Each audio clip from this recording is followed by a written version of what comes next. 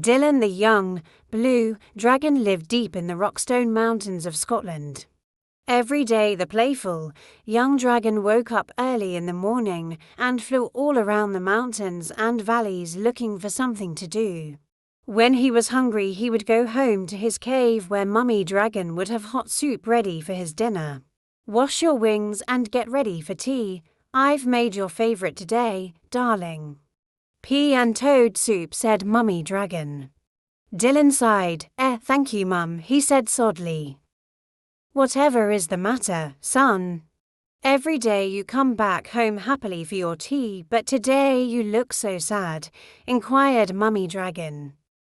"I'm lonely, Mum. I can't find anyone to play with. In all the lakes, mountains, and valleys in Rockstone, there isn't a single dragon for me to play with," he grumbled. "Well, how about this for an idea? Why don't you fly down to the village playground and see if the children there want to play with you?" Dylan woke up bright and early the next day. He was very excited that he would soon have friends to play with every day. He put on his baseball cap and school tie and flew past the valleys and mountains until he reached the little village of Falkirk. He glided down to a passerby to ask for directions to the children's playground. That way," pointed the quivering man. "Oh, he must be cold," thought Dylan. "After all, humans don't breathe fire like dragons, so they must find it very difficult to keep warm." Not long after, Dylan the dragon came in for a swift landing in the center of the playground.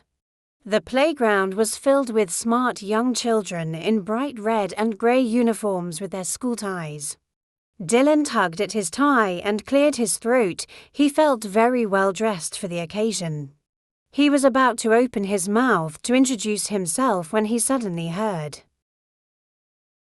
"A hag, Ruin is a dragon. He's going to burn us alive," yelled one of the young boys. All the children ran frantically towards the exits and disappeared in no time. Dylan sighed sadly. All he wanted was some friends to play with, but clearly humans were very scared of dragons. He flew home with his head hung low to see what Mummy Dragon had made for tea.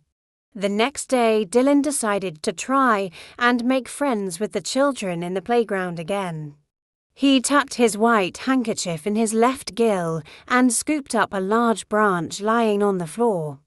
He made it into a white surrender flag.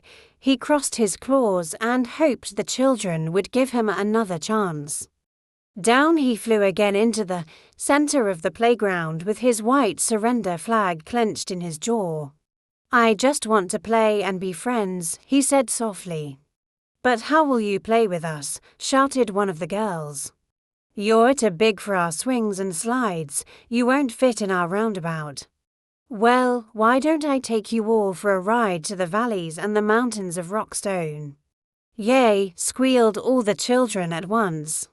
They climbed onto Dylan's back, and off the children went on a very exciting flight.